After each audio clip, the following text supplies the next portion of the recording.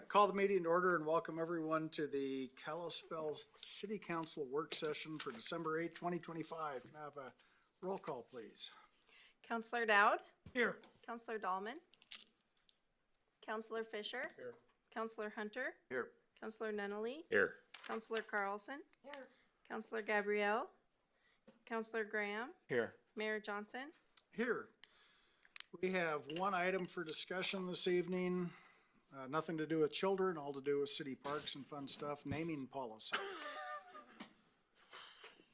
Mr. Nygren, you want to lead us through this? Yes, Mayor and Council. Earlier this year, there was a request to rename Kid Sports after Dan Johns, who was an integral person in development of that facility. Thankfully, based off of that discussion, there was further discussion that given there may be more requests like this in the future, that council maybe could consider a naming policy for similar situations. There are a number of cities that have policies that approach the subject in a number of ways. So really just trying to look at opening up the conversation, seeing if it's something council wants to consider. PJ's looked at a number of examples that he'll go through, and really just not looking for an answer tonight, but just whether it's something the city wants to explore. If we were, what type of direction we'd like to head, and then we could, potentially start to work on something for future council to consider. So with that, I'll turn it over to PJ to do a brief presentation and go over what we found, and then just have a informal discussion about it. So thank you. Okay, thank you, Mayor Council. As Jared mentioned, after the discussion about kid sports and the renaming there were some questions about, we don't have a policy. Most cities really don't. Doesn't make us unique, but a lot do. And there's a real variety out there as to how different cities approach that. Usually they have some kind of a hierarchy, if it's a place name or historical name. If you're talking about Woodland Park, for example, it's identifying a place. And then just kind of different criteria as you're moving through. Most of these cities would have, I guess if you're talking about a person, there'd be a distinction if there was a historical person. So like Baltimore, for example, was one of the examples that we had out there. Edgar Allan Poe would be, a famous person from the history in Seattle, as opposed to say like the current parks director or something that you might do something there. They had usually a distinction between a living person and a deceased person. Some cities wouldn't name it after a living person. There's also just varying processes, different criteria. If you kind of merged them all together, usually there was some combination of a community group putting an application together, submitting it to usually the parks director, who would kind of vet that, see if it kind of met with the criteria within that naming policy. Oftentimes it would then go to like a parks board before it went to city council. Typically, there was a public process. One of these, I can't remember which city, had 2 different public hearings you needed to hold over the course of a year, partly to make sure that, especially if you're talking about a person or a donation that comes in, that you're not representing a viewpoint that's maybe very controversial in the community and that you don't want. So at the same time, you want to be able to honor people that deserve to be honored, but you don't want to create controversy through that process. So anyway, there's just a lot of different ways of approaching that. We can kind of dive into some of the specifics. I've got all of them that we had attached available to put up on the board. But really, because it's a work session, it's an opportunity for you guys to talk about that.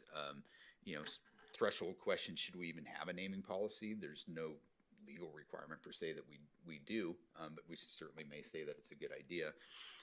If so, what types of names should be considered?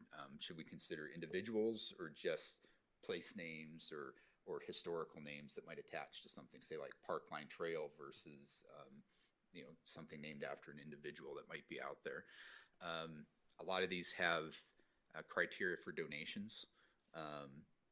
Would we want to allow somebody to name a park based on a donation that came in? Some do. One of them, for example, if you choose to do that, you have to put into escrow 10 years worth of maintenance costs and different criteria. So how you would wind up weighing that. How extensive a process do you want? Do you want that 2-year process? Some of these have 2-year waiting periods before you name a facility after somebody. Or do we want to be able to jump on something more quickly than that? And then what criteria should be part of the review? Most of these are pretty general. The criteria is more about you need to have some kind of significant contribution to usually that particular facility. For example, with Dan Johns and Kid Sports, there's a particular tie-in to that. It wasn't just a random name that was getting attached to that. But those could be really extensive or narrow depending upon what you wanted to do. So anyway, those are the questions we saw, those examples that we pulled out of a way that other locations are taking care of that. And so we turned over to you guys for discussion. Any questions that you might have? Thoughts, Mr. Fish? I can never see Kalispell switching the name of my little local park, Thompson Field. There's such a history of that, but there could be someone someday that comes forward and gives the city $50,000 to improve the ball field there and think all of a sudden it should be changed to Joe Blow Field. I don't know that, but I do like a little bit of a process because believe me, and I think Sam knows this too, it can hurt a lot of feelings when something is denied if there isn't a policy, a process to run it through Parks and Recreation. So I'm just looking forward to developing something. I don't think we should just leave it alone and not address it.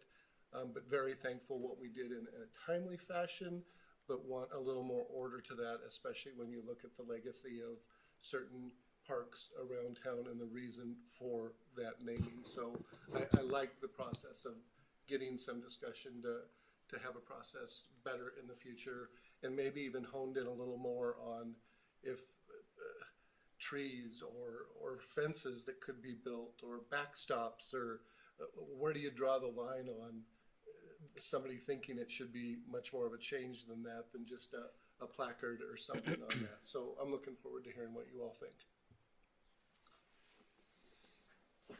Yeah, I really do think it's important to go through and maintain a historical aspect of, if there was to be a renaming or something. I don't know what the wordsmithing of something like that would look like.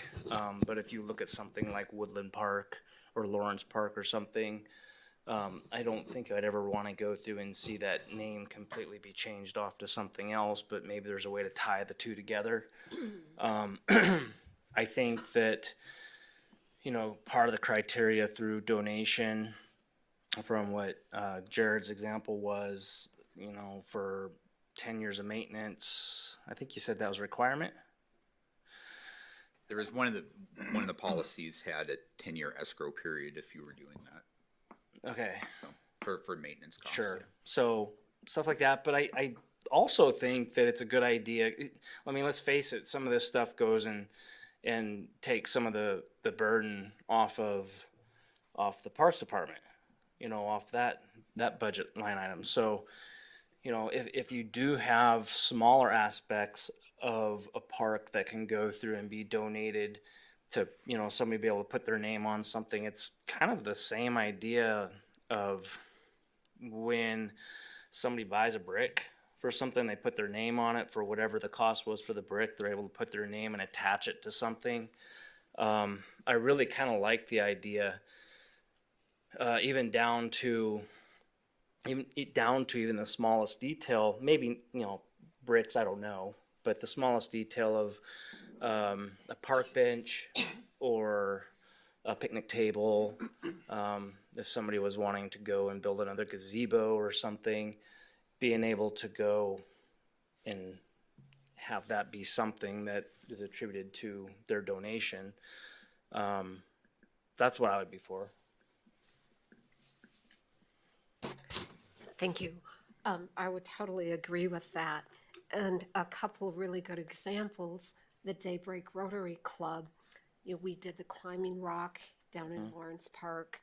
We've got benches along the rails to trails. We've got a picnic table, a cement picnic table down at the boat dock down in Summers. And it's just a little plaque saying, Daybreak Rotary and the year. And I think that's very appropriate for, for the climbing rock, we donated $20,000. I guess, are we talking about recognition of, not small, but small improvements? Or are we talking about place name? Because that's more my Place question. name? I'm, Yeah. I'm looking, oh, what's it cost to maintain a water tower up north of town? 10 years, I'll throw that in, Johnson Tower.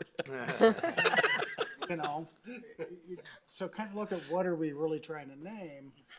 Like Dan Johns with the park, it's Thompson Yeah. Park. Really, I mean, that's named after Gus. But we almost kind of screwed that up because we didn't know the history. So I think part of that's knowing the history, but I thought we were more geared towards place name versus benches and things. Those are great, but those are pretty insignificant. It's So not gonna hurt anyone's 50,000 feeling. feet. 50,000 feet, not 10,000 feet. Yeah. Yeah. I'm thinking this is a, you got the Lions Park south of town that, okay, well, do they still maintain it? What happens if someone comes in and redoes that and it's something cool? Like, whatever. Well, I guess what I would say is the first part of what I said is to me, I think it's important to maintain the historical.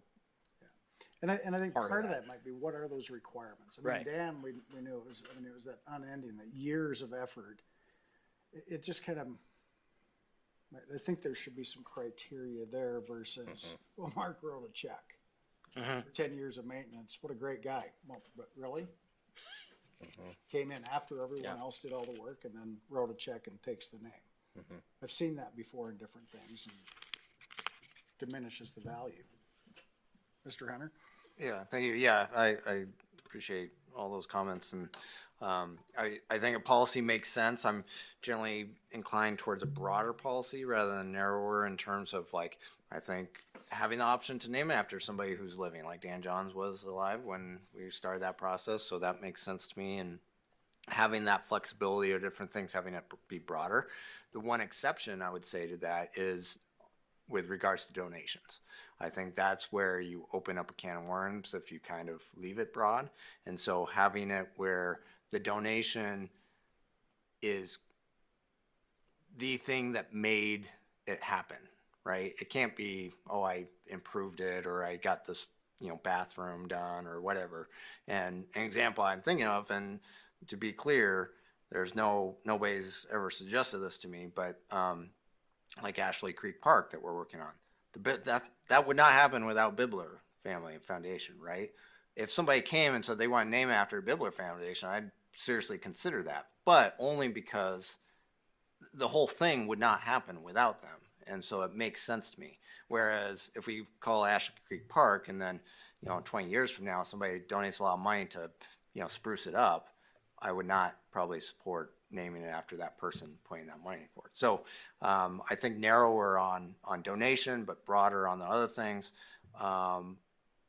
And the question I have is, because we'll have a process and it's fairly involved, if it's public hearings and it's coming to the council and we're making decisions, what do we put in there to ensure that little things aren't coming to us, like frivolous naming suggestion? I want to name it after there has to be some sort of criteria that says, no, this is kind of a serious request, not some wild brain idea to name something that isn't going to get very far, but we still have to go through this whole big process for it. And that may be that significant contribution to the fabric of the community or something. Something. I mean, there could be some language there that's allows some flexibility, but not, I don't know, something to hash out. But general consensus to move forward with something and work through some language. Is that enough to go on, Mr.? Yeah, I think we've got enough of a direction to have a start. Obviously, you're not just gonna see a drafted policy. What we'll do, we'll start to work on something, come back, another work session. Maybe a couple of them, but certainly next time we have it before you, we'll have something a little more concrete that I think starts to touch on some of the points we heard and go from there. Okay. Yeah. Your Honor, I think there was bits and pieces out of each one that really made Yep. sense for Kalispell. Some seemed kind of harsh and too inclusive and not enough options for council. But I think little bits and pieces and a couple drafts and talking about it over a period of time makes sense. You just don't want to be caught in a feeling of having somebody feel totally disenfranchised that because it was their favorite park as a child and they've passed and they did something big somewhere else isn't enough to maybe go back and change, like you say, the Bibblers doing the park and they chose that name. You don't want to really go back and change that because somebody comes up with a bunch of money agreeing with you too, Mayor, on that one. So a couple drafts to look at seems to make sense. Cool. Mr. Graham, we can get public comment on that. Yeah. I'm like, what are you talking about? Speaking of public comment, is there, oh, wait, oh, geez, Johnny come lately. You know how much I love creating new regulations. Oh, God, the libertarian comes out. I really don't think that we should entertain renaming anything after somebody that's living, because you don't know what the future's going to hold for that person, right? It's kind of a dangerous prospect. Even after they're dead, we rip the statues down. It doesn't matter, Mr. That's That's true. true, too. but, We repaint you know, history as we go. At least 2 generations will know what a great person Dan was, and 4 generations down, they'll rip it down and put someone else's name on it. So, and you know, I think money can buy you a plaque, but it shouldn't be able to buy you a park. So as long as we at least entertain those 2 ideas, I'd be happy to discuss it more in council. yeah, I'm not so sure about having to be dead, but About having what? having to be dead. We wouldn't have made I'm it still with working Mr. hard for my Johns. statue. We got that done. Okay. Anything else? So then now going back, speaking of public comment, any public comment? Come on, Kindy. No, nothing? City manager report. Yeah, Mayor and Council, I did send out an email today. It was pretty late in the day, but so you may not have had time to see it. But as we know, getting into the new year, there is going to be a council seat open in Ward 3. Have looked back at the processes used in years past, both in 2014 and 2007. And just looking at trying to kind of facilitate that process, which includes applications to citizens in the ward, so it would be limited to Ward 3. We've got a Ward 3 map, but just looking at least putting out a notice for applications with a resume for people within the ward. If we could get that out sooner than later, that would allow us to, or a council to have a list of names come early January that they can consider moving forward. Obviously, we'll have the first meeting in January on the 5th, but that would leave a meeting on January 12th for a special meeting where they would already have the names in place. They could take a look at that, facilitate a process moving forward, and then with a potential vote on the 20th. So as long as I see some head nods that council is comfortable at least noticing that the seat will be open and having that, start that process that way. Because there is a deadline on the timeline of filling the seat of 30 days. And if we were to start that process late, the timeline could get pretty tight and have to hold a lot of special meetings. So just like I said, make sure that everyone could see some head nods on that. And if there's any concerns, just let me know. But Amy and I will look at getting that out here in the next couple of days. So That deadline is 30 days from when the seat is vacated. when the seat is vacated, Right. not from the election. Right. Okay. So if we were to put it out here in the next day or 2, that would give enough time to where we actually could have the application deadline of January 4th, which is the Sunday before January 5th. That way the council could actually even get a list of names there on the 5th with a special meeting on the 12th and a vote on the 20th. So So Jared, is that term then for the 4 full years, or is it until the next election? it would be the remaining term of that seat. So 2 years. And for clarification, it's a full city council vote on the names that we have before us. Are they in its entirety, everybody that puts in a resume for it? Or is it limited in some scope on how many we can look at? That'll be up to the council. So just majority of council has to approve somebody. In the past, I think in 2007, there was 5. They narrowed it down to 2 and then came to a solution on 1 of the 2. And then in 2014, there was 11, and they scored them based off of a ballot. It is in your email going back to the agenda at that time, and then essentially the highest score won. So there, the next council could kind of generally facilitate that process of how it would work, but all the names would be potentially considered by the council. Okay, I apologize, I did not get to read Yeah. that email, so thank you. Yeah. Rock, paper, scissors is not suggested. So, and eeny, meeny, miny, moe is out. Anything from council? Only thing I have is I've had a lot of really interesting conversations with people about their real estate tax bills. So, and those will continue for quite a while. So we're going to adjourn to executive session, go upstairs, and that adjourning or stopping to go to executive session. And there won't be